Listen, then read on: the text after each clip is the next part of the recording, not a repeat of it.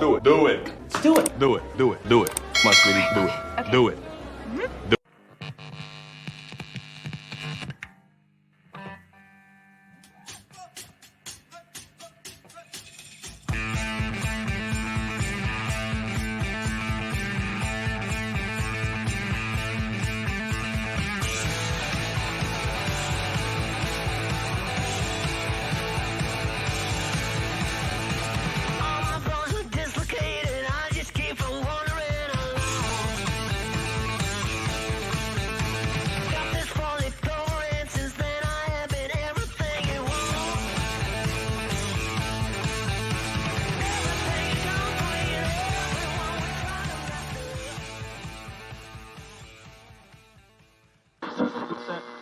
Welcome to NBNR, the authority on unfiltered opinions and authentic player insight for Nebraska athletics. Connect with us on Twitter, Instagram, and at NBNRPodcast.com.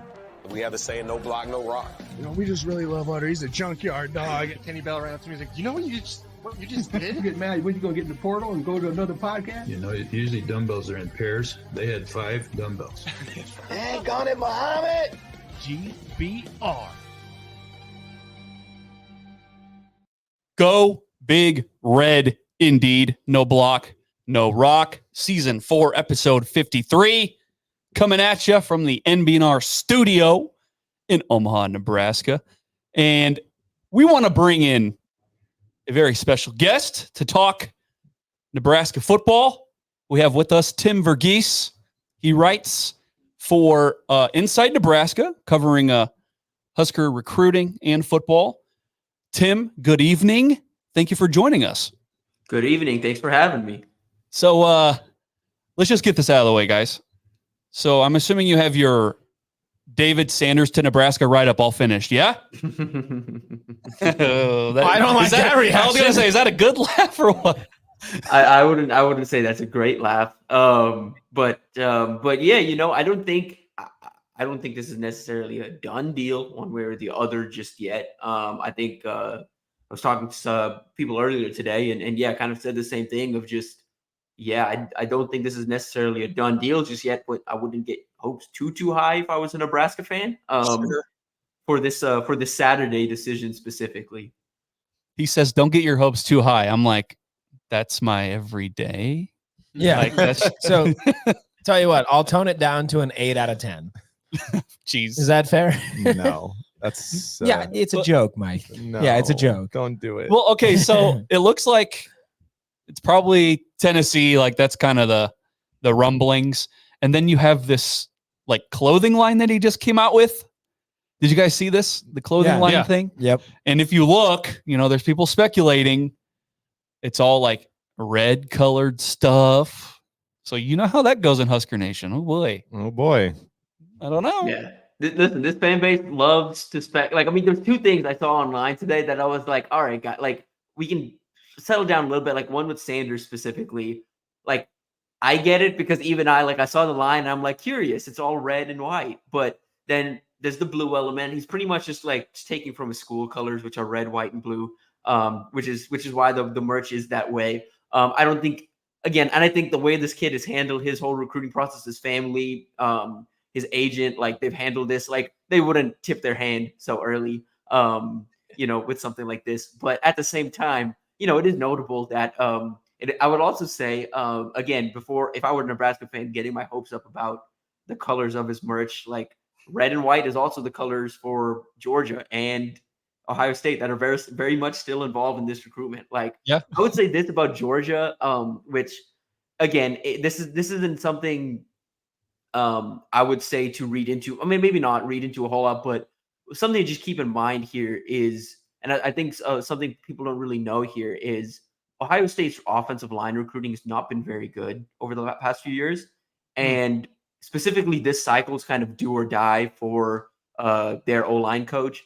And he kind of went all in on David Sanders, which for better or worse, you know, you kind of go all in on the number 1 guy, but now all of a sudden Georgia's sitting here in arguably 3rd place.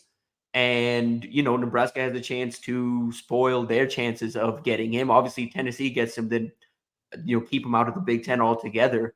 But Yeah, like I mean, this like is more impactful for this loss would be more impactful for Ohio State than it would for Nebraska, because obviously for Nebraska, this is just a cherry on top of everything else they're building. But no one expected Nebraska to be here, you know. But for Ohio State, it's like, yo, this was supposed to be our guy, and we don't really have a whole lot of backup options out there to pivot to.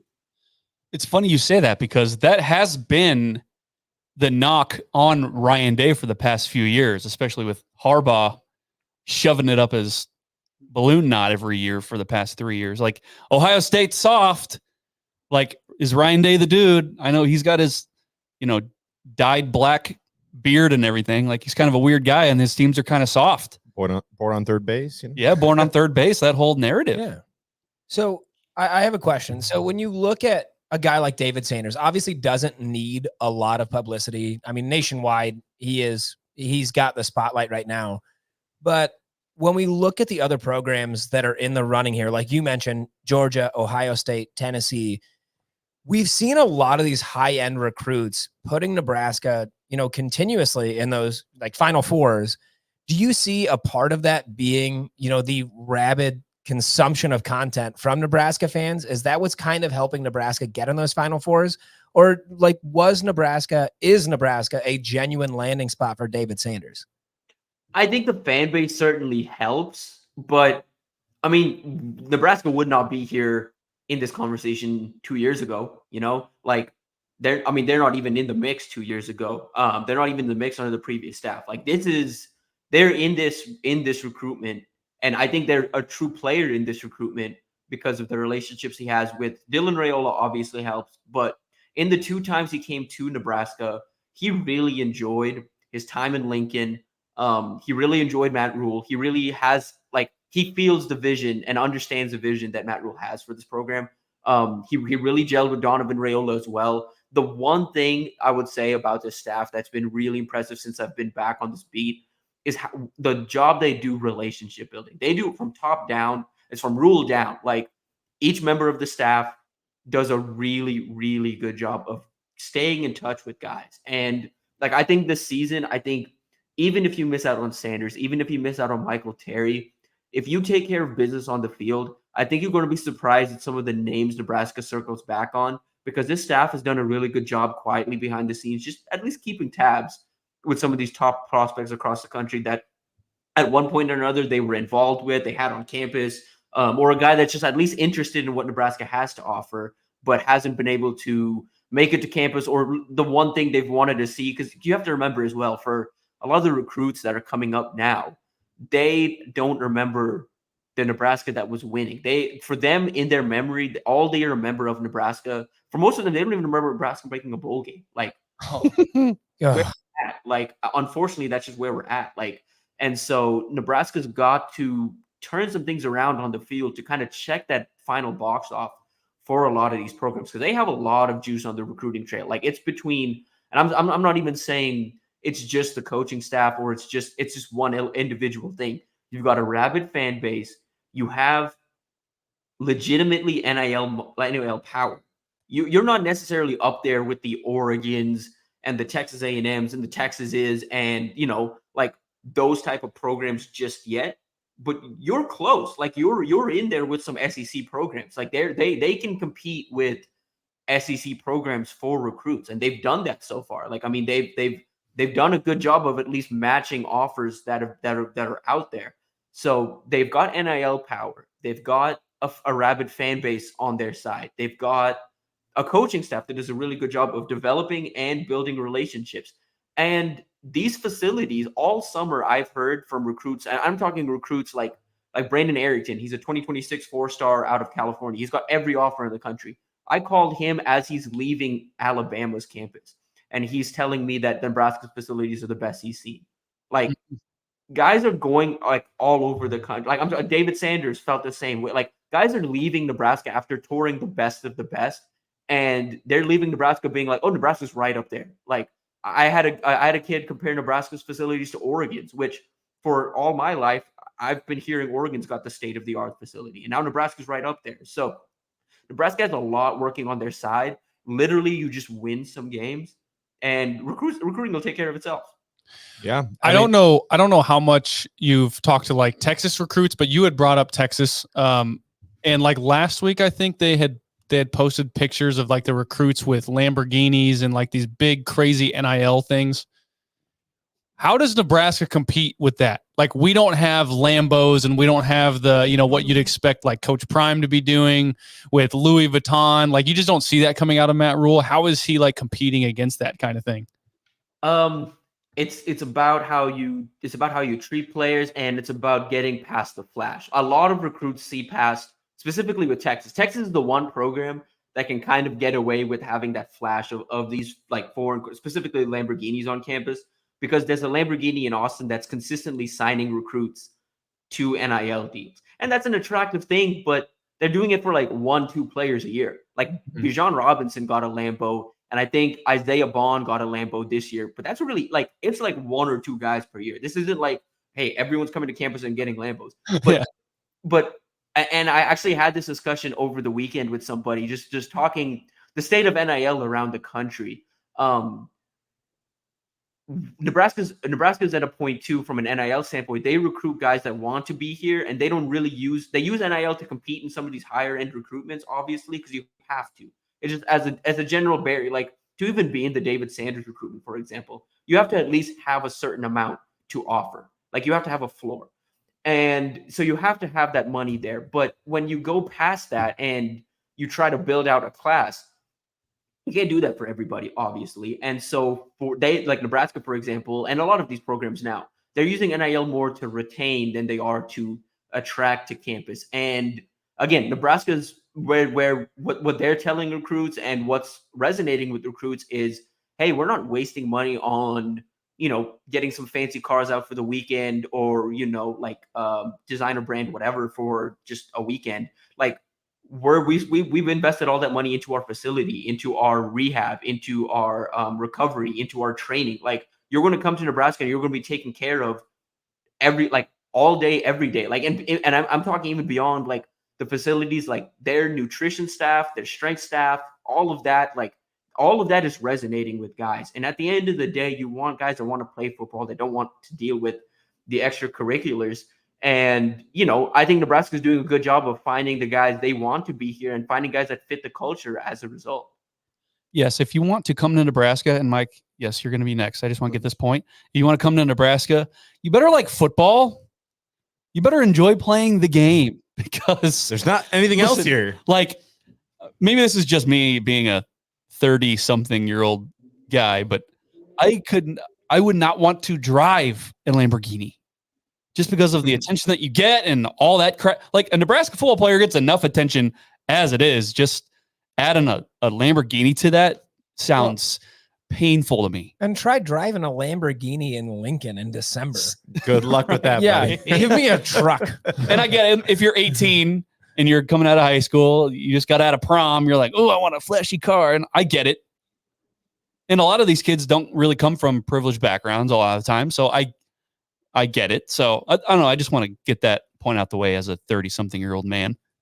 30-something. Shut up. I mean, if the Dylan Raiola recruitment tells you anything about college football recruiting in 2024, you're definitely not out until the end. So I think that's what Tim is kind of telling Husker fans. If Saturday David puts on a Tennessee hat, I'm sure Matt Rhule will still keep in touch, because that's what he does. And I'm sure that you can. That's probably what you're getting at, Tim. Yep. Yeah. Put it better than I could. That's the short way of putting what I took way too many words to try and say. Yeah. Well, so Mike, you just touched on Dylan Raiola. How valuable do you feel that is for Sanders to be looking at that he could be defending one of the highest rated quarterbacks coming into the season when he gets here? Do you find that attention to be valuable for him? Because there's going to be a lot of eyes on Raiola, especially this year, but hopefully for years to come, provided he has a good season this year. Does that value really carry a lot of weight for Sanders when he's considering which quarterback's going to be behind him? Specifically with Sanders, it's not about the caliber of quarterback behind him. It's about the relationship. Because, think about the options he's got. He goes to Tennessee. I'm as high on Nico as anybody. Like, I love Nico. I love that. Like, I coming out of high school, I thought that kid was QB1. And he was finally, like, at the very end, I think a couple of sites finally bumped him up to QB1. But I thought that cycle he should have been QB1. Like, I love that kid. And Ohio State, they've got a kid coming up this next cycle. They've got a couple on campus right now, but they've got a kid coming up this next cycle, Tavian St. Clair. We just made the #1 player overall on Rivals. And he reminds me so much of CJ Stroud 2.0. Like, it's terrifying how similar it's like, you know how we make the Dylan to Mahomes comps? It's the exact same thing with Tavian and CJ. Like, Tavian, and this was from an Ohio State insider, when Tavian showed up to the Ohio State spring game, he got a standing ovation when he was coming out of the tunnel because the fans thought it was Justin Fields. That's how big he is as a high school junior. It's like a 16-year-old. Wow. But he's a freak, and he had the hair that day the same way as Fields usually does, like the little twists. And so that was part of it, but just the size in general, like, he's a freak. And so it's not about the caliber of quarterback, it's about the relationship. Like, if David does commit to Nebraska, it's because him and Dylan go way back, and Dylan tried to recruit him when he was committed to Ohio State, tried to recruit him when he was committed to Georgia. Those two have maintained a good friendship, and those families are close. Those families have a trust in each other. And I think they're both comfortable that if they're together, they're both going to be taken care of. I think it's more about the relationship than the caliber of quarterback here. So you're saying if David Sanders picks Rocky Top over Herbie, we're going to blame it on Dylan. That's what we're saying. That's what I heard. Dylan, you haven't even played yet, and you're screwing this up. I will say, though, about Dylan, like, I do think Dylan, the caliber of Dylan, and if he shows what he should show on the field this fall, like, that's going to attract other, like, specifically talking about David, it's about the relationship, but other recruits are for sure going to be watching what Dylan does on the field this year. Yeah. Turning to a guy that flipped, Isaiah Mosey, and I don't think it was a terrible, what? Mosey, I didn't see that coming. I think we all saw that coming. If you could just get into, like, pretty quickly, I guess, what kind of player is this guy? Is he going to play the Duck R position? Like, how's this? That's a flashback. Yeah, that's a bad flashback. Of course, you can get into the influence of his dad and, like, the Kansas City area and all that, but what kind of player is this Isaiah Mosey that Nebraska's going to get? Yeah, Mosey's interesting. The best way we put it, I was just on radio with Chris Schmidt and Elijah Herbal, and Chris put it best. It's like, it's what Nebraska fans wanted Wan'Dale Robinson's role to be. Like, the way they communicated Wan'Dale Robinson's role of, like, this hybrid running back / wide receiver that's going to be like, you're going to force feed him touches and line him up all over the field. That's kind of the plan with Mosey. And it's a much more reasonable plan than it was with Wan'Dale, because you saw, like, once Wan'Dale went to Kentucky, he kind of flourished in a true wide receiver role. Like, yeah. It was a true receiver role. I don't think the Duck R or, like, whatever they had in mind for him was the right plan. Versus Mosey, you watch his best trait, arguably, is his creation ability after the catch. When he's got the ball in his hands, he's ridiculously elusive. He's got really good body control, really good just balance, contact balance, and he's slippery. Like, he's got a very strong core for, like, a relatively slender receiver. Like, he's about 6'6", 180 pounds right now. Plenty of room to continue filling out, but he's slender right now. But you watch him run through contact, and he doesn't feel like a slender receiver, He kind of breaks through arm tackles, and you go back and watch the junior film, there's a couple snaps of him in the backfield. That was not something we saw from Wan'Dale, like, out of high school.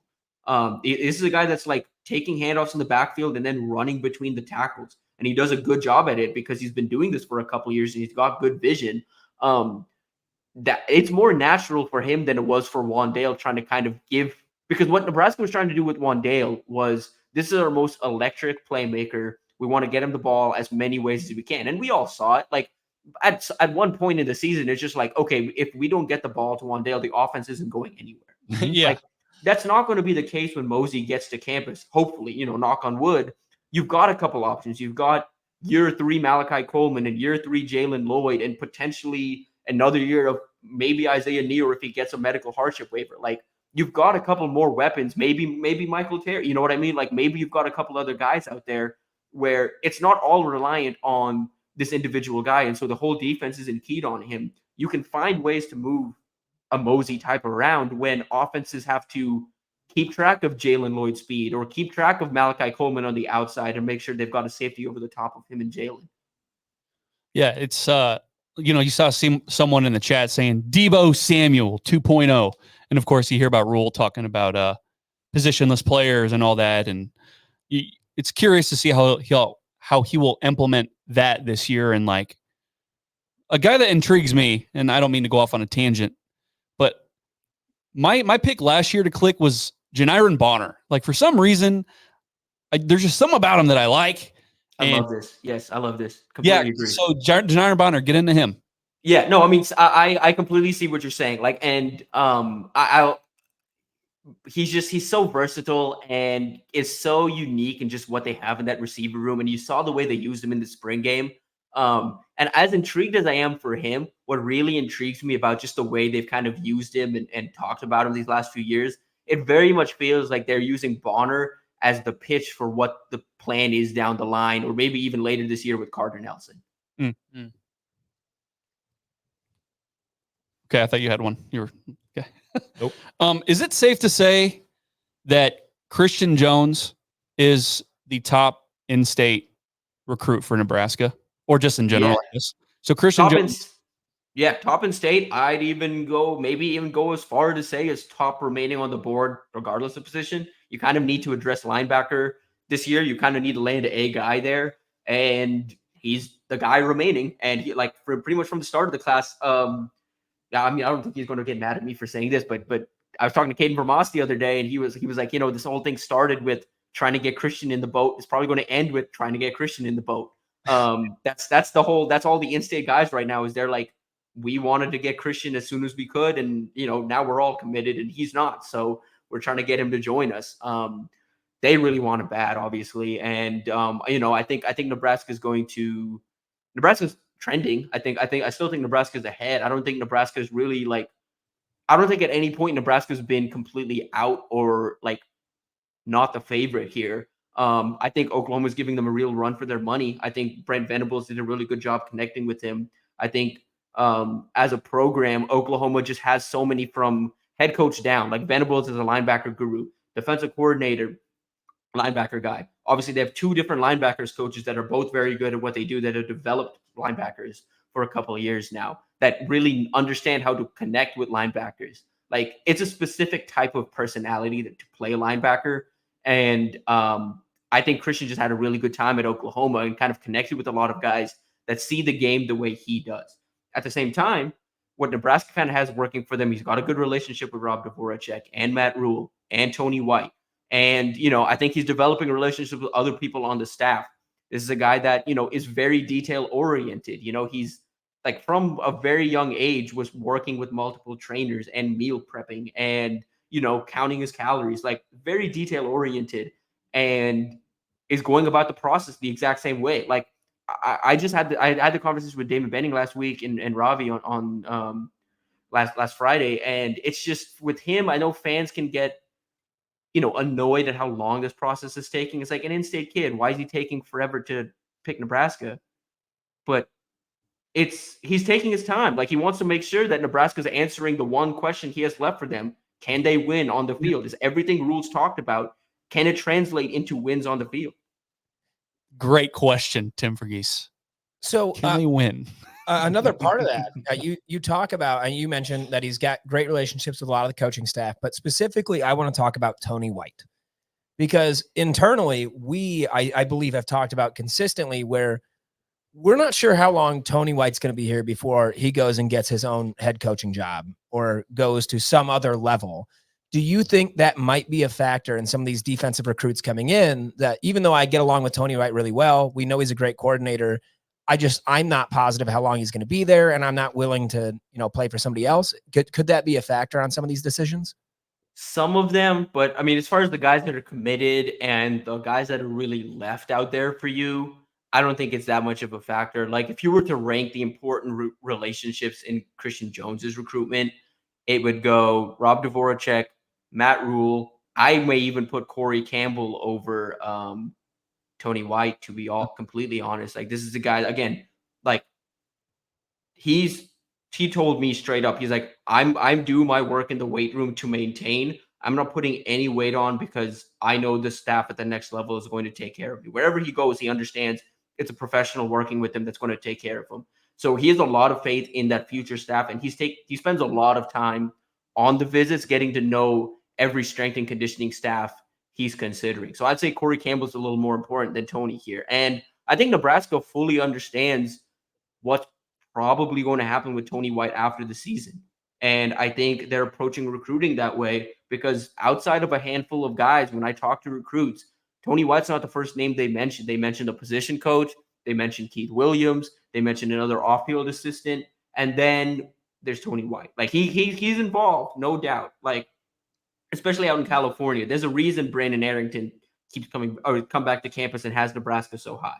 There's a reason some of these California guys are so high in Nebraska, but I think Nebraska's positioning themselves in a way where, and Rhule's used to this. He's used to losing coaches, so he's kind of positioning themselves where, regardless of what happens, it's not really going to affect them on the recruiting side of things. And I've had recruits that are committed, like on the defensive side of the ball, just straight up be like, like we kind of understand that Tony White might not be there at the end of the season, but as long as Coach Rhule and Coach Dvorak, as long as Coach Rhule and Coach Knighton are there, I'm there. Yeah. Tim, you brought up that when you were on the radio show last Friday, and that I had listened to that. It seems with Christian Jones, and correct me if I'm wrong, but he kind of just wants to see Nebraska actually win some football games. Which isn't a crazy thing. Like I think that's probably why he's not in the boat and everybody else is, because that he wants to see what Matt Rhule is pitching to him at Nebraska. Yes. And I think some context to remember here compared to some of the other guys committed in the class, like Caden and Pierce specifically, and even Tyson Terry. Christian Jones was on campus at Nebraska when he was a freshman in high school. Like, he's been recruited since the Scott Frost era, even longer than that. Like, he's been on campus like 15, 20 times at this point, And so he's seen multiple staffs tell him the same thing, that like winning's coming, like, we're building something and we're going to win. He, more than we're all obviously sick of it as people that have followed this team as long as we all have, but he is of course sick of it. Like, it's been 4 years. He's lived in the state his whole life. Like, he's sick of just the constant talk of like, it's coming. And I think he just wants to see it for himself. And I'm sure you heard on that thing. That's why I think starting the season strong is more important than ending the season strong. Like, obviously you want to end the season with a win over Iowa. You'd love to finally get that. But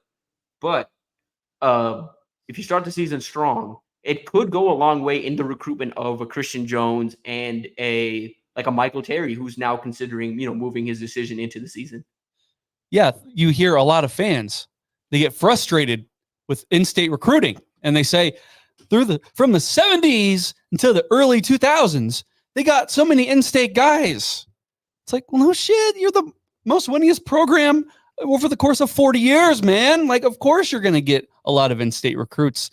It's a lot tougher now. Yeah, well, now the in-state recruits are watching Tennessee tear down their goalpost and throw it in the river after beating a number 1 ranked team. Like, it just seems like what we've been waiting for the last 10, 15 years is some sort of like magic to happen in Lincoln, where we're winning big games and we're finding some sort of success through the season. And like these players coming up now, like you had mentioned, Tim, just when have they seen it? Some of them have never seen success in Lincoln. Hear me out. Everyone talks about Mizzou as the show me states, show me coaches.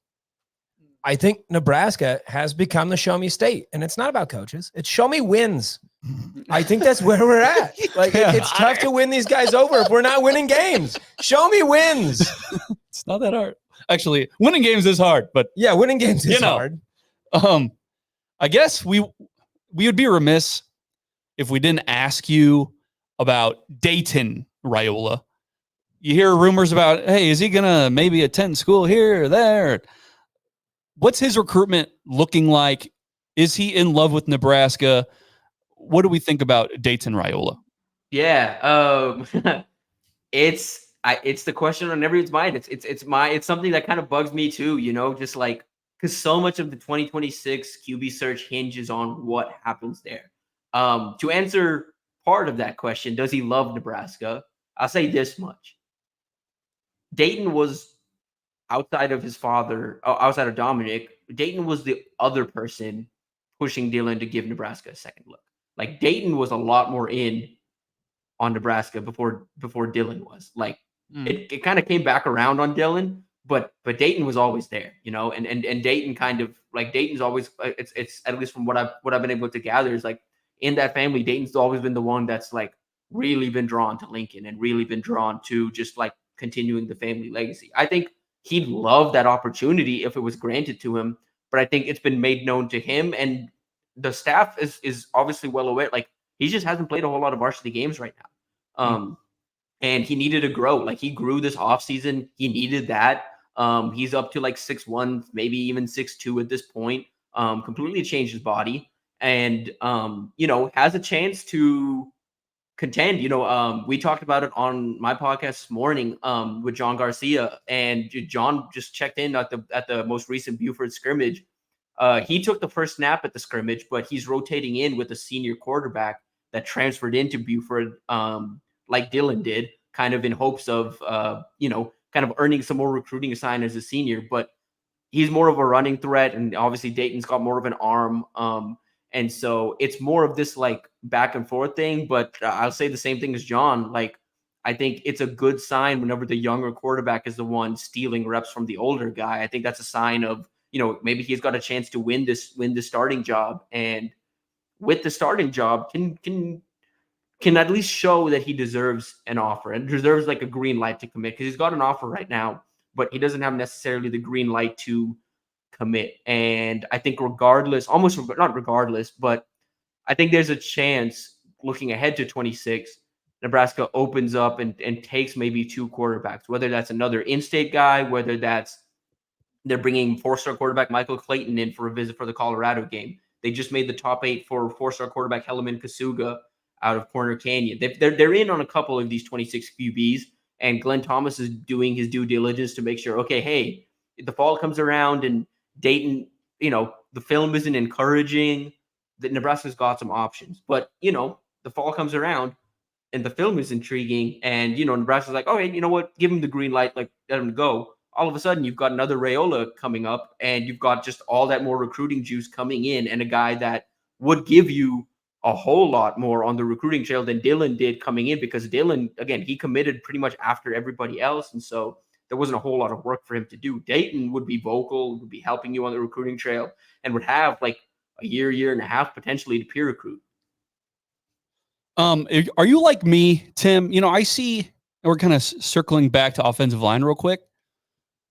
If you ever see Nebraska recruit a tackle that is 6'9" and above, are you automatically going to be skeptical? Yeah. I mean, just in general, like with tackles, I think once you get past like 6'7", I start to get a little skeptical. Like you really got to be special moving like above 6'7". Like I needed to get, like, for example, like Brian Tapu was initially listed at 6'8", and then you watch him move, and then you're like, okay, I can see the vision as like a project, like 2-3 years down the line. And then we got official measurements, and he's like, he's closer to 6'5" than he is 6'8". It's like, okay, I'm a lot more encouraged there of like, okay, this is still a project and a guy that can work, but like, I'm not worried about like, you know, his knees messing up or like ankle issues or feet issues. Like it's more so just like, if it happens, it happens, but there's not that additional I really do get worried with taller offensive linemen. And yeah, no, I completely agree. Yeah, because in this current class, their tallest guy is 6'5", and then I see that, you know, Houston Kahania Torres is like 6'3". I know he's inside, but yeah, I've just always felt, and this is before even the Teddy thing, I'm just like, why wouldn't you want to get kind of shorter, more stout guys rather than these tall giraffes that look like they just learned to walk yesterday, you know? And I don't mean to make light or fun of what he's going through, but like, it is what it is, right? I mean, it's tough for your knees to carry all that weight. Yeah. Well, and yeah, you talk about low man wins. It's a lot easier if you're 6'3" than if you're 6'9", 6'10". Like, my God. Yeah. And so much of it too is how you control, how you maintain your body and knee bend. Like, I care so deeply about offensive linemen being able to like drive through the hips and being able to like get deep into their stance. Like, the reason why Jackson Cantwell, for example, looking ahead to 26, that he's 6'8", like a legit 6'8". But the reason he's the number 2 player in the country, number 3 player in the country, is because he gets really good knee bend. He's got good feet. He comes from a family of elite athletes. Like, both of his parents were Olympians. Like, this is elite bloodlines. It has to be that way. Like, it has to be like him and like Joe Alt. Like, Joe Alt's another one, like an NFL legacy, like has the bloodlines, has the freakish athleticism. You got to be a freak athlete at 6'8" with the ability to manage your body well. Because like, that's the thing with Teddy too. I think something in retrospect with Teddy, I think there were times in high school too where I feel like, because I remember watching him in high school and being like, okay, he's big, but he's a light. Like, he was like 260, 250. And then he got to Nebraska and they put on like 40, 50 pounds on him. Like, that's just a sudden thing for his knees to get adjusted to. Meanwhile, like Cantwell and even David Sanders, like the weight has come on gradually through high school. Sanders started at like 230, 240. Now he's up to 260. He's going to play probably in college. He's going to sit. He's thinking about sitting a year just to put on the weight in a healthy way. The same thing with Cantwell. Cantwell's 6'8", 300. And he knows he's probably only going to put on 10, 15 more pounds. He doesn't need to put on a whole lot more. I think the issue you run into with bigger guys more than anything is just packing all that weight on them very fast like you do a smaller guy, not really knowing what type of impact that's going to have on his lower body. Did you guys have any other questions you wanted to ask him? I mean, I have one more thing, but I mean, I think Grant Bricks is probably a guy that 6'6", 300 pounds now. I think that's probably like the frame that I would like at offensive tackle. Ideal instead frame. of 6'10", kind of looks like a giraffe. Yeah. Like it is kind of weird. Like looking at like a Bryce Benhart or Teddy Prohaska, like they look big, skinny. Like, yeah, you know what I'm saying? Like watching Bryce Benhart catch that punt at the practice, I was like, should he be able to do that? Well, it's just not even that. It was just like, gosh, he doesn't look like a Big Ten lineman, like a big lineman. And we've had a lot of linemen on this podcast. He doesn't look like those guys. Yeah. He looks wide and skinny. Like, I don't know. No, I know what you mean. Yeah. Wide and skinny Like, is a phrase yeah, that I don't know that I've ever heard before. Hey, like tall. I don't know. Yeah. It's just a weird body type, I guess. He also doesn't believe the moon landing happened, so we'll forgive him. Don't get me started on that. Anyway, hold on. I did want to ask you one more thing. And I want to preface all this by saying when Deion went to Colorado, I think it's safe to say that I was the one that was probably the most sympathetic to him going there, because I just figured, look, Colorado's sucked. They've been irrelevant. Why not? It's a zero pressure job. Just try this. Colorado can be the guinea pigs for this experiment. Deion Sanders is a unique personality. Like, why not Colorado? Just go for it. Who cares? Nobody cares. Your fans don't care. Then you see like kind of this media blow up, and he's being a snowflake. He won't even answer questions. He'll only answer like fan blog questions that are like friendly to him. He just won't answer CBS. Yeah, CBS. Yeah, no CBS for him. Jeez. So like, you being a recruiting guy, you see what's going on there. What are your thoughts on just how that experiment's going? Do you see them making a bowl this year? Is he going to leave after this year? Like, just give your whole gamut on the Colorado thing. Yeah. Man, I've had their fans in my mentions all summer. It's been my goodness. R.I.P. your Menchies. Okay. I want to give some context because, and again, it won't matter because if Colorado fans do end up seeing this and run with this, they won't take into context. But I followed Deion Sanders, the coach, longer than most Colorado fans have. I followed Shedeur Sanders, the prospect, and Travis Hunter, the prospect, longer than those guys have. I'm from Texas. I covered high school. I cut my teeth covering recruiting in Texas. I remember when Deion was at Trinity Christian Cedar Hill, a player that was at Trinity Christian Cedar Hill, then transferred to my alma mater, played high school football there, and is now in the NFL. Dwight McLaughlin who's the starting corner at Arkansas the last 2 years. So I've got a good insight on the way he's run programs from the high school level and so he rubbed some people the wrong way running private school programs in Dallas. For better or worse, he did. I kind of tended to side with him with some things he did in Dallas. A lot of things he did in Dallas. Just the way he kind of like went to the beat of his own drum, did certain things. I think one thing I think people have an issue with is he claims that like state championship he won back there in Texas. Some context there. The Texas high school state, they play 6A is the highest level for public school. It's 6A, 5A, 4A, 3A, 2A, 1A. 6A, 5A, 4A, there's 2 state championships each. Then there's private school, TAPS Division 1. That's the highest private school level. Then there's TAPS Division 2. That is like private school, Christian schools, like kids that are not going to play football. Trinity Christian Cedar Hill with like Shador Sanders and Shiloh and all of that, we're playing at the D2 TAPS level. Gosh. Like they're playing you know what I mean? Like it's just the competition level just wasn't there.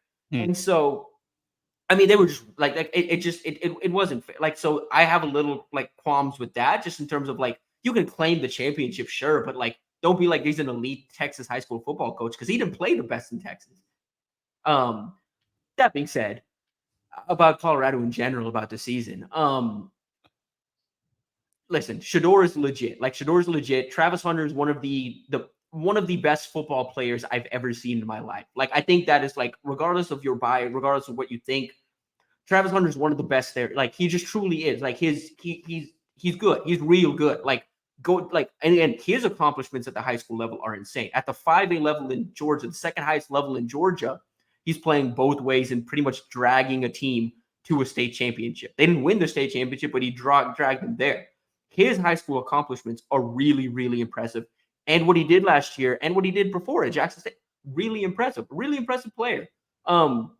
Those two alone raise their window. Like, that's how good I think those two are, is it does raise their window to make a bowl game this year. And they have enough in there where they can make a bowl game and even potentially have a winning season. If you were a Colorado fan, would you want to have a winning season? Because I mean, I would say this much. I think like an 8-4 or 8-4 or 9-4 type season with Dion at the helm and the Sanders brothers and Travis gone, I think he potentially works himself into some bigger jobs just because of the draw that he brings and some things like they pull him away from Colorado because Colorado doesn't necessarily have the long-term resources to build something true. Like, they don't have the NIL background or the fan base support, like the entrenched fan base support to build something long-term. And on the flip side, it's like, you know, if we go 6-6 or below, I mean, it feels like a ticking time until that experiment's done. Like, but it is an experiment nonetheless. I'm very curious to see what happens. And I think fans in general should just like not talk themselves into this, like, oh, Nebraska's gonna host Colorado and then crush them. Like, I don't think that's going to happen. Like, I do think it's going to be an evenly matched game. I do think they're going to give you something. Like, it won't be like my biggest fear going into that game is for Nebraska specifically is they're 4 or 5 deep at receiver now, like legitimately. And Nebraska's biggest question right now is quarterback too. Yeah.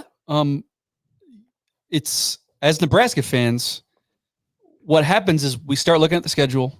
We start seeing names like Purdue and Indiana, and just off name recognition alone, we assume wins.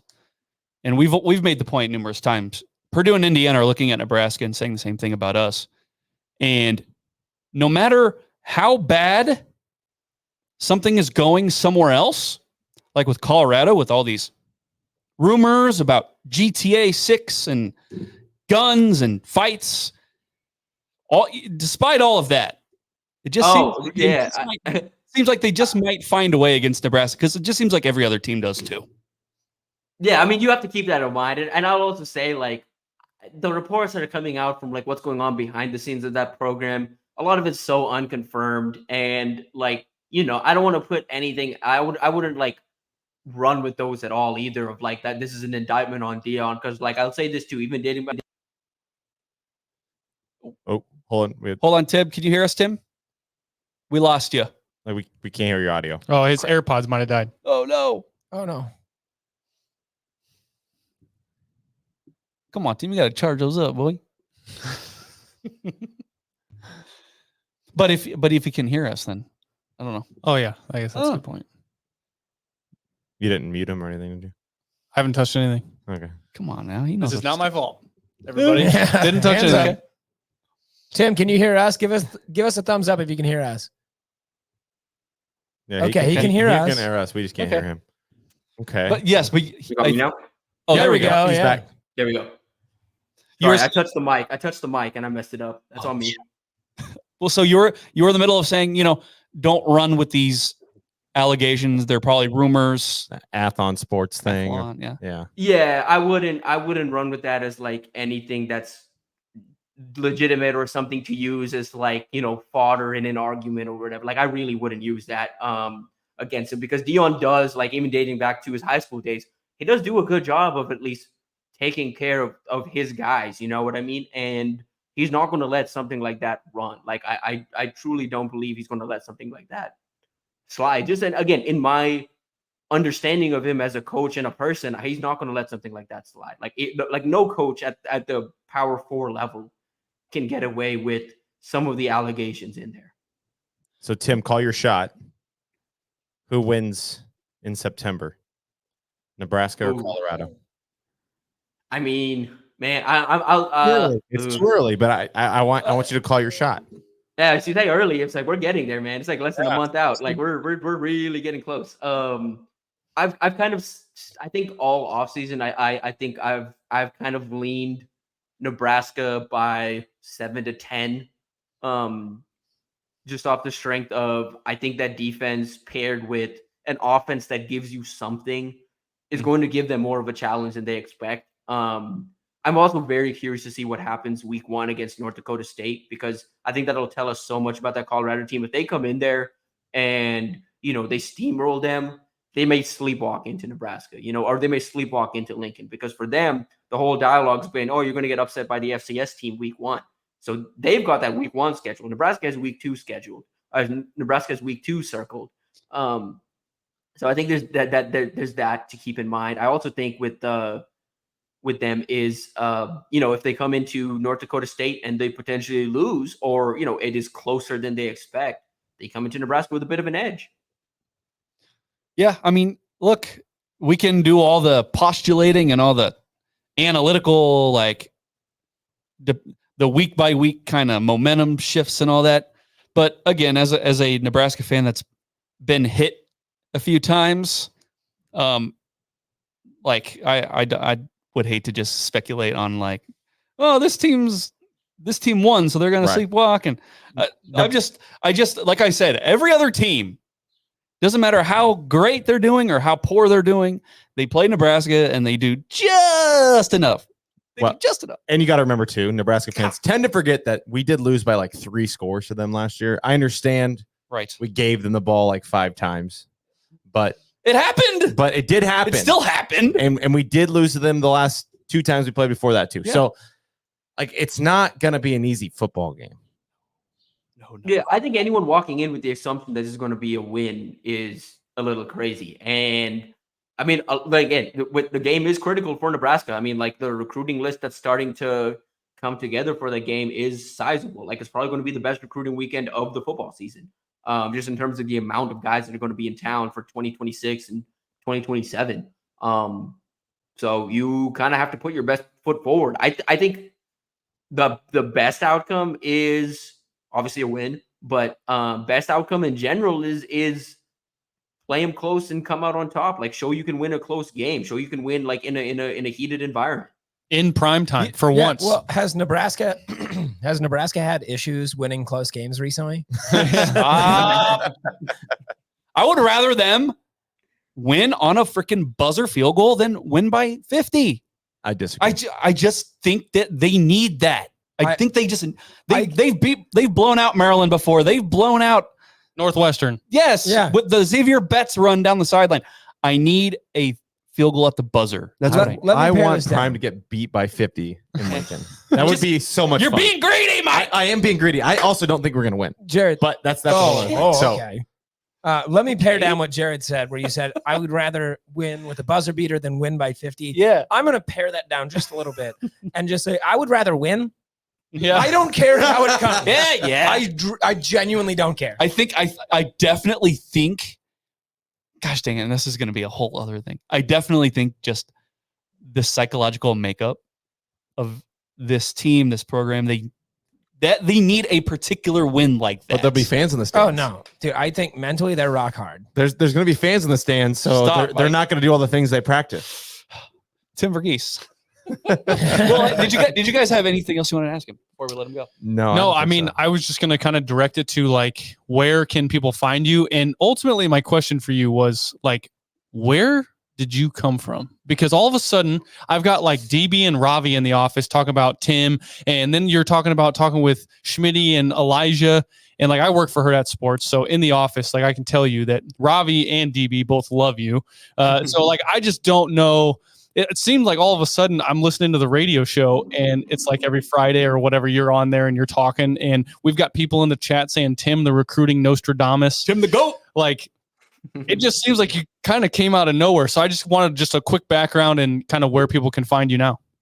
Yeah, I'm at Inside Nebraska, the Nebraska Rivals affiliate. Cover recruiting and football. You can find me on Twitter at Tim Verghese. The last name, for those that don't know, is Verghese. It can be a little complicated, but it is Verghese and it's spelled that way. I came from born in Omaha, raised in Texas. Moved down there shortly after Katrina, and it was pretty much like raised in Texas. Cut my teeth just like as anyone does. You know, high school football is so big down there. I just got, you know, as like in middle school, I was just reading the paper, just being like, what did my local high school did? What did you know, all these programs around town do? And then covered high school football for a bit as a senior. Then came up to Nebraska, went to UNL, was an intern with 24/7 Sports during my time at Nebraska, interned with Huddle as well. And then my senior year of college, On3 got started. So I joined On3 as a senior. Initially started off doing some national work for them. And then, but I wanted to hone in on an individual beat. And so I moved up to the Michigan beat, did that for 6 to 7 months. It's one of the more enjoyable jobs I had. That 6-7 months that I covered. I just had the opportunity to cover a lot of the guys that were critical to that national championship run.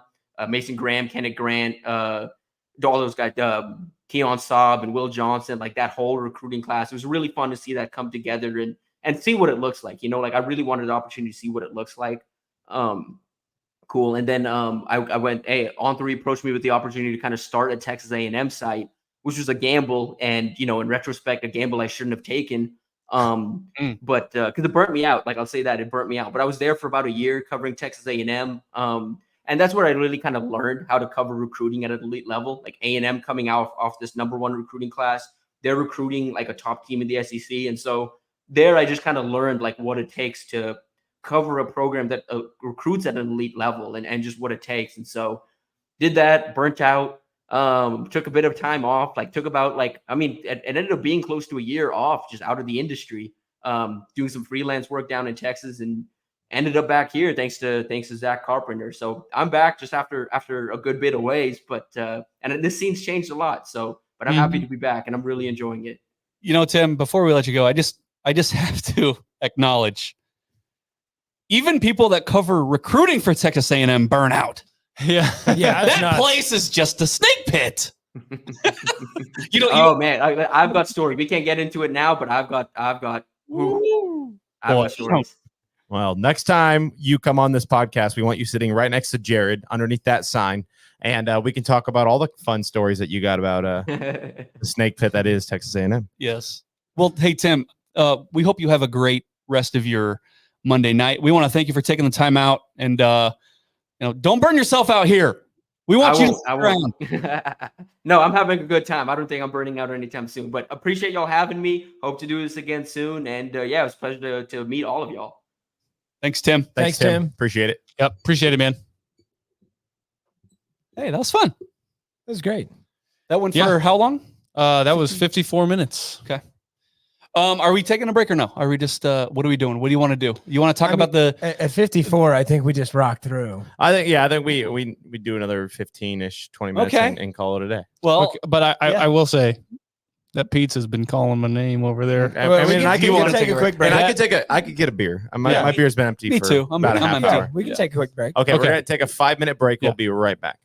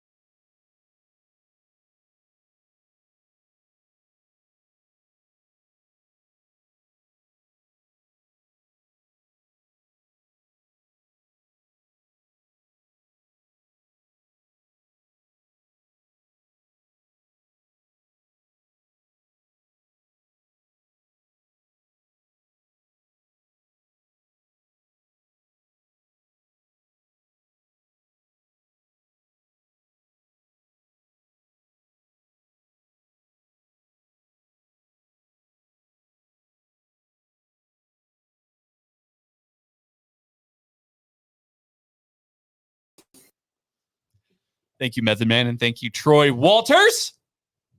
All right. You all watched the Chasing 3 thing? Everybody? No. Yes, I did. You have? Yes. Connie? No. All right. Well, look, a lot of it, I don't want to say is boring, but like they go through nutrition stuff and It's interesting.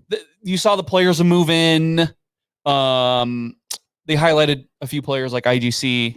What else? What else am I missing? Yeah. Okay. hold on. Okay. Just real quick. Yeah. We learned this last week, Kyle. You missed this. No, I know. It's been happening. I've been trying to figure out how to turn it off. You put up a thumbs up and this little thing pops Yeah, up. if you do 2 thumbs up, there's fireworks. Am I the wrong way? Doesn't want to do it for me. Wow. Oh, there it goes. It gives Mike one. I don't know. It's been driving me nuts for the last like month, and I just haven't said anything to you guys. But now that you guys are on the TV, you can see it. Anywho, Jared, please continue. Well, anyway, Chasing 3, I think the most notable segment of the whole thing was the 1890 open practice. You have Matt Rhule talking to the team in a little powwow. And yes, I said powwow. And he's addressing the fact that the players are not, when they get around family or friends, or there's butts in the seats, something changes and they don't play the same way that they usually practice. And so he was kind of going off on that. There was like a little skirmish that happened. He was frustrated by that. I see that. And look, I'm probably being dramatic, but seeing that video and then his comments, the press conference thing is his comments after the closed scrimmage, how he's saying that he's had players come up to him and say, yeah, man, when I get my brother or my dad or my sisters in the stands, I just don't play the same. And something about that changes, right? And so then in my head, I'm thinking, you're doing that around family and friends that love you. Imagine doing that in front of 90,000 that, of course, want to see you succeed. But nonetheless, if you were to ever make a mistake, you hear grumblings in the stands. And so I'm going to be dramatic. And like, I had a win-loss prediction in my head before seeing these clips of Rhule talking about his players. I think my win total might have gone down by like 2 wins just by seeing those things. So, and yes, I know that's being dramatic and blah, blah. No, I genuinely, that worries the fuck out of me. What I think is important, because again, this is a pretty young team right now. I mean, you have some veteran units like your O-line, but a lot of the skill players on offense are pretty young. I think that is, well, a lot of people don't want to think about it. It's fair that it's a lot different than where you were playing in high school. It's a lot, even if you were here last year, it's still something that there's a learning curve to.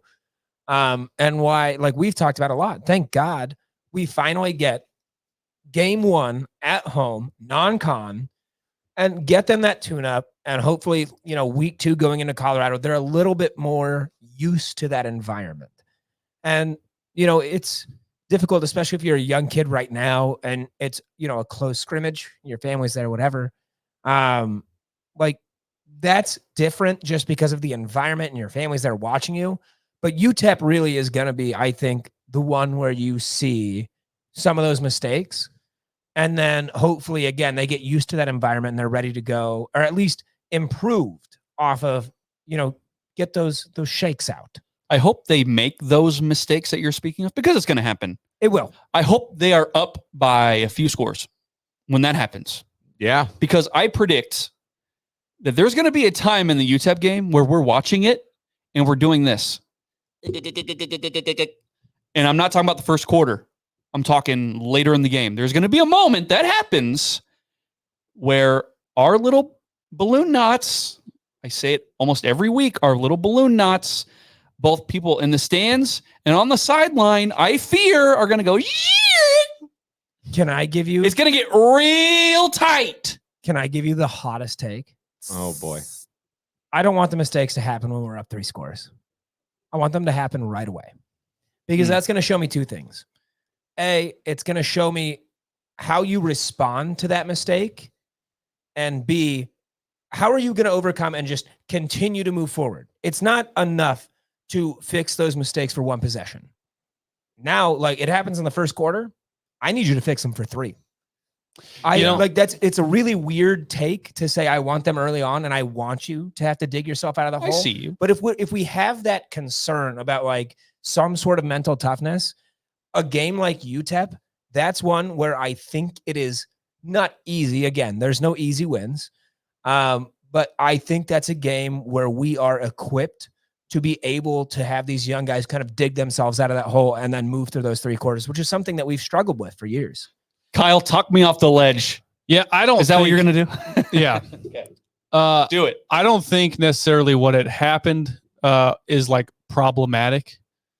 To be real honest with you, all right, like it's the first time they got in front of their, I guess unless they were at the spring game, but it's the first time a lot of them got in front of their friends and family. It's right before the season. You go out there, some silliness, some foolishness happens, right? Tomfoolery. But what I'll tell you is like, I would be more concerned if Matt Rhule didn't comment on those things and you didn't have a clip of him correcting the team. Because what happens when you do something in a drill that a coach does not like? They're supposed to correct it, right? So if he saw some things out there on the field during practice in front of their friends and their family, and he's saying, you know what? You don't act like this in practice when nobody's around. Why are you acting like this when there is a crowd? Correct it. Because obviously it's not good. Well, I would agree with that, except the Saturday press conference it was like the next level. Because Right, if it was just the 1890 thing, okay. But then the Saturday practice, he closed down practice and kicked everybody out. Friends, family, coaches, high school coaches, everything. Kicked everybody out except for T.O. So to me, like, that really could be an issue. I don't know if it's as catastrophic as what Jared's saying, but I do think that, this team they don't know how to win. And Matt Rhule, I mean, he says it in the clip. He's like, this is why you lose. This is why you lose. I think you gloss over one really important part there. You say he kicked out everyone except T.O. Do you think he didn't have the balls to kick him anyone out. playing in this program does not understand that T.O. is Husker God? Do you think that doesn't carry its own weight that they are practicing playing in front of Tom Osborne? Like, well, there's still a lot of nerves coming just from playing. They don't even know who the fuck Tom Osborne Yeah, is. we kind of just talked about it. They have no idea what Tom Osborne did here. No. Most of them have probably never seen anything about Tom Osborne. If they've been here more than 3 weeks, they know who Tom Osborne is. I mean, they know who he is, Yeah. sure, but they know the weight. The weight of Tom Osborne does not affect them. I don't think. There you go. That's the weight. The only weight that Tom Osborne has is 118 pounds. Is that and like the medical marijuana thing. Like that's his weight right now. Okay. I'm sorry. A bunch of 18-year-olds. Listen, we love Tom Osborne, of course, but I don't think these guys. No, I don't think he affects their mental psyche at all. No, none of the players are losing sleep over did Tom Osborne see what that catch that I made? No, whatever. I'm not saying they're losing sleep, but I'm saying you're on the field in front of him trying to perform. I think that's probably at least some sort of mental draw. Regardless, I just think like when it comes to anything that he saw at that practice where he thought they went in front of their friends and family, like close it down, shut it down, dude. Like, okay, you look if whatever your motivation is for not acting right, shut it down.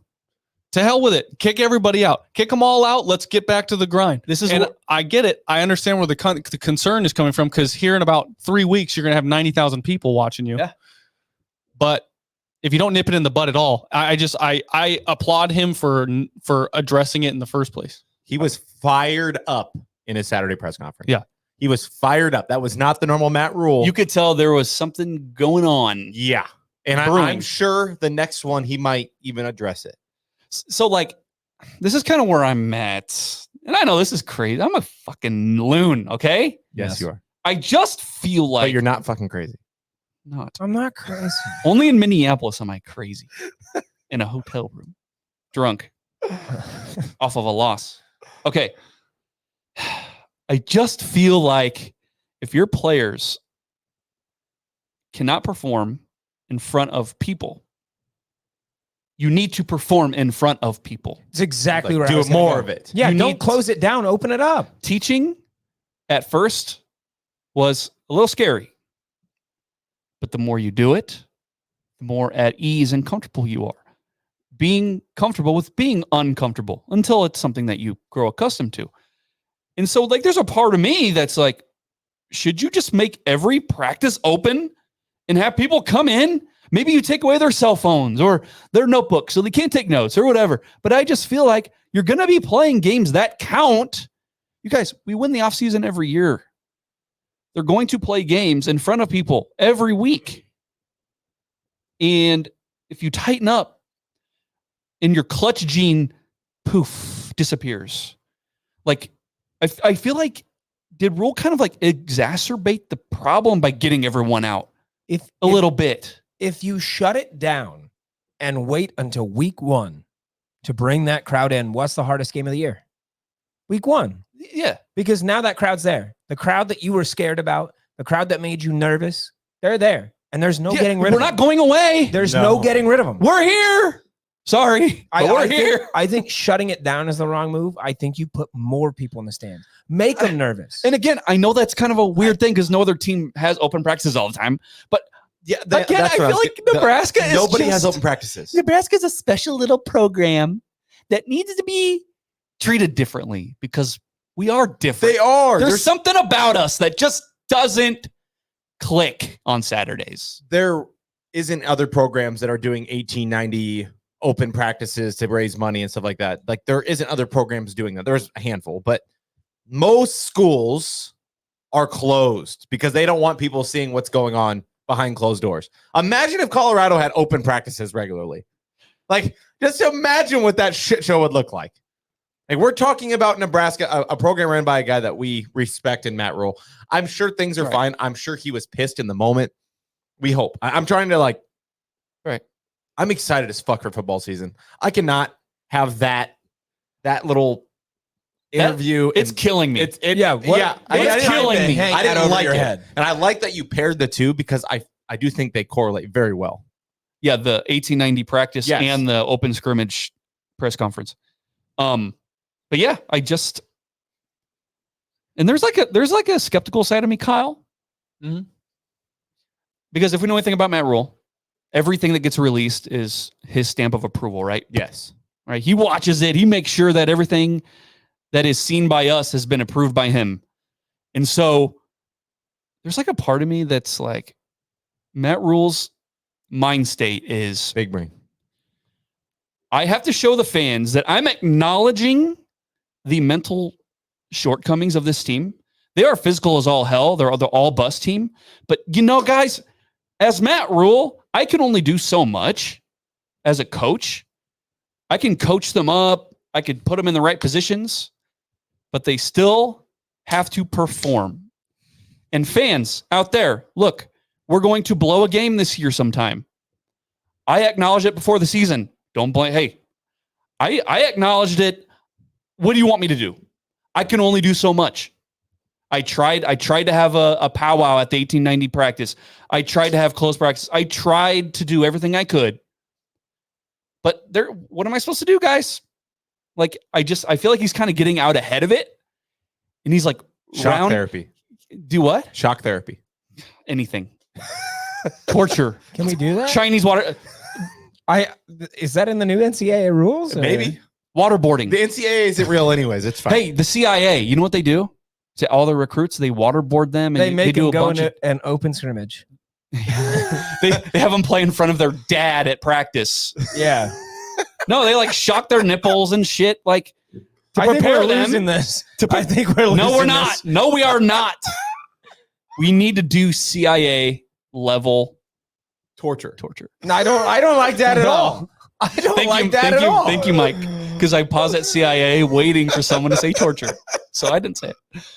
I just You did say it several times. Jared wants to torture 18 to 24. You said waterboarding specifically. I'm a full-throated supporter of torture. No, I don't like that. I don't like that.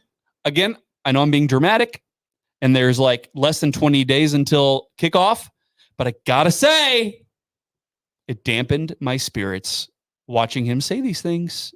And I'm not supposed to feel this way. It's mind games. Before games are even played, I feel this way. Jesus. We got any good comments in the chat, Kyle? What did BA say? I know BA disagrees with me. Yeah, I see BA in there. Hey, BA. I can't read them, but I can see it. This is perfect because remember last week, we talked about the photo of Nayer's legs. Yeah. Yeah. And it's just funny. It's just funny because we talked about how it's all mental. It's all up here. And now here we are. Now here we are, 1890 practice, chasing 3. What is Matt Rhule talking about? It's all mentality. Your leg muscles, you could look like Arnold Schwarzenegger. It doesn't matter. Up here. Come on, BA, hit me with it. Okay. This Summarize it.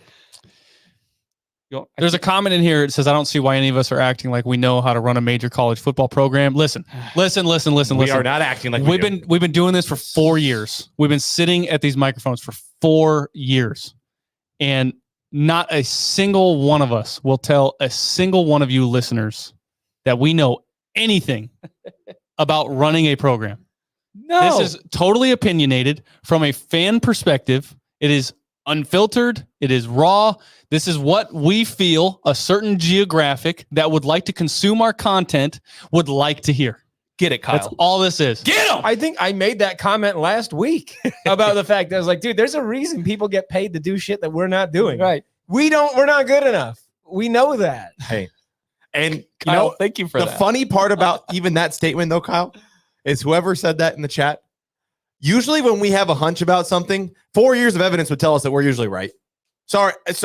I'm sorry. To be fair, we have been wrong an okay amount. Yeah. You have been wrong. Okay, you No. You have been wrong a lot. We don't want to do that. We don't want to do that. A lot. No, hold on. I'm just saying.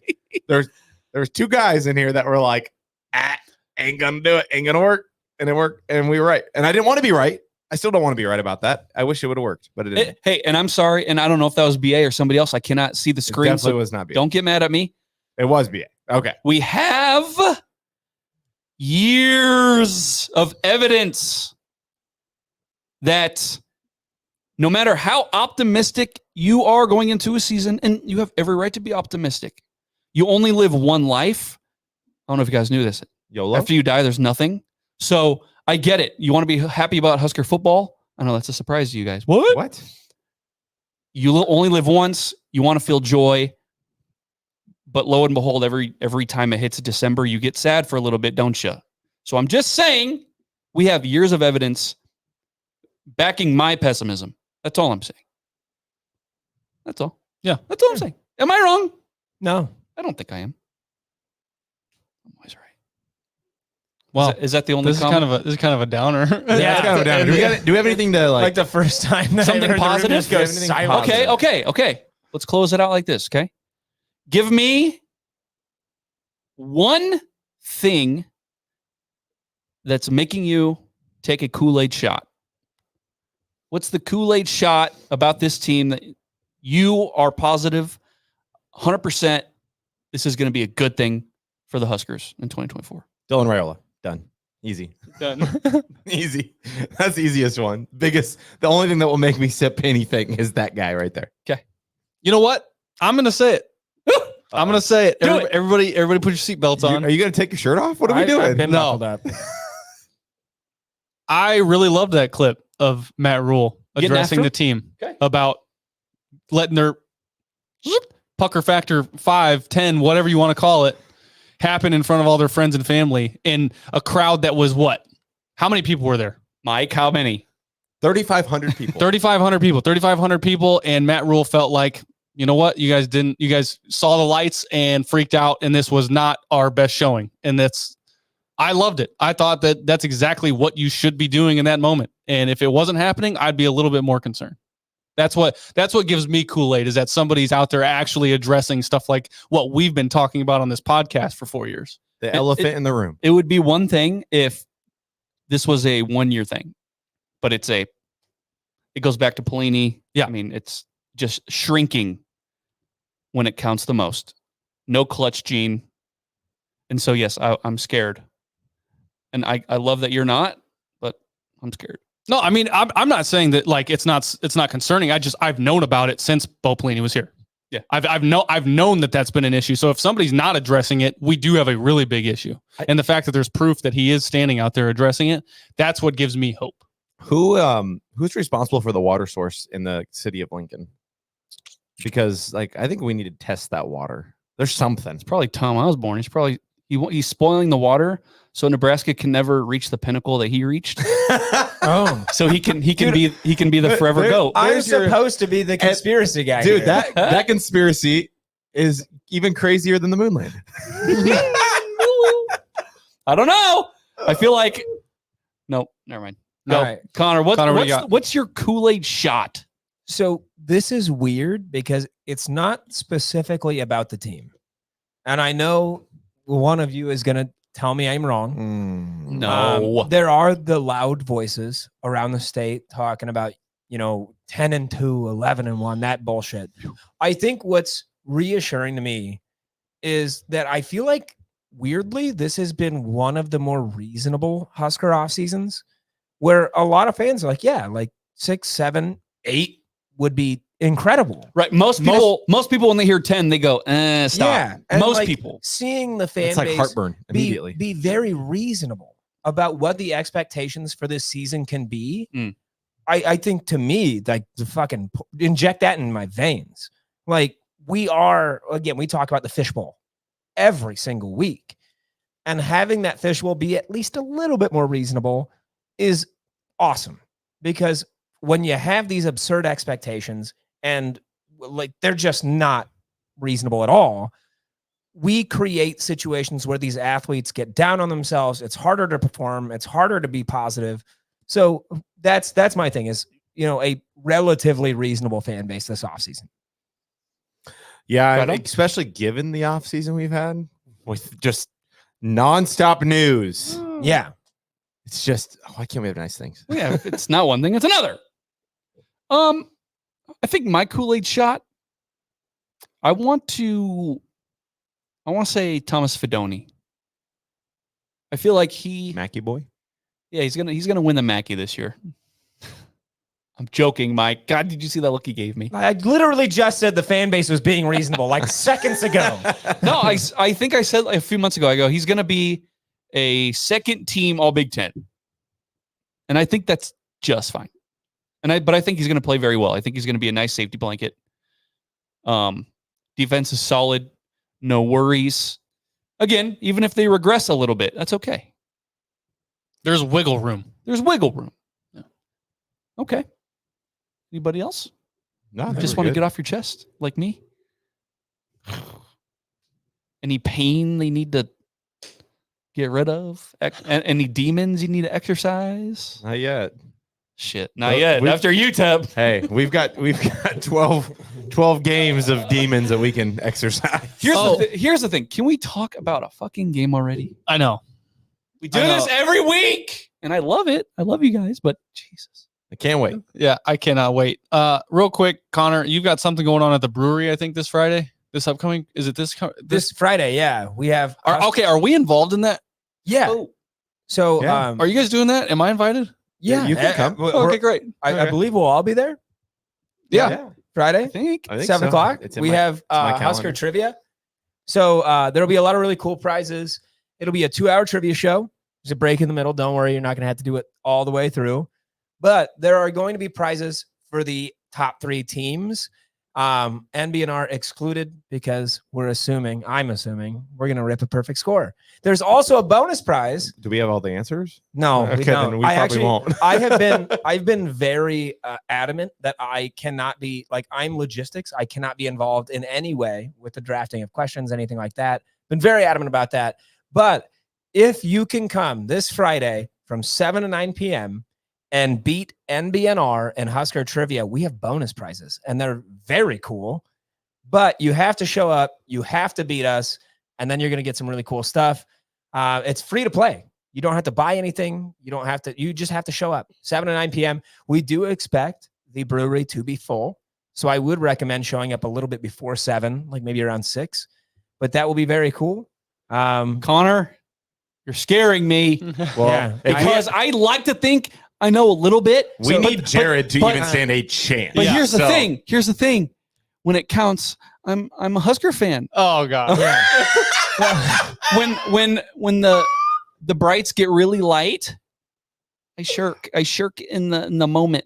When you go. What scares me is That's me. The I'm a Husker. the I gentleman, can't do shit. the gentleman that's drafting the questions asked me, is like, how confident are you guys in your knowledge? And being me, I was like, oh, I'm very confident that like all four of us, well, yeah, we'll be fine. And he told me, is like, I guarantee you'll miss at least 3. Oh, I So guarantee we'll I miss think at we're- least 10. So it is, I can guarantee I'm going to be drinking beer. That's about all I can guarantee. Yeah. but yeah, it'll be fun time. It is free to play Friday, August 16th, 7 to 9 p.m. Like I said, show up early so you can get your seats. We'll have food trucks. So Food trucks. come hungry, Come hungry. come Food- thirsty. At Nebraska Brewing Company on 108th in Harrison in La Vista, Nebraska. What's the zip code? Boom. 681. Oh, you're almost there. You're almost there. I don't know. 68128. 28. Gosh. Yeah. See, the light's Right there. too bright. Okay, yeah, that should be fun. Hey, NBNRPodcast.com. Go to Twitter, Instagram, Facebook, TikTok, all the social media platforms. Go there. Same handle to make it easy for you. NBNR Podcast. Merch. Ben Audi's blog. Is he still writing shit on the Red Zone Reflection. He dropped an article today. Yeah, he did. Yeah. About Colorado and the clown show that is. So pretty fun. Pretty fun article. Did he give a scoring prediction? Not yet. I'm sure Not he yet. will. He will. He has to see this team play a game, right? We all need to see this team play a game. Yeah. Okay. Am I missing anything? I'm Alexa. No. Okay. Let's sign off. I'm one of your hosts, Jared Hall. Mike Delaware. Connor Cavalack. Kyle Byers. As always, beat UTEP and GBR.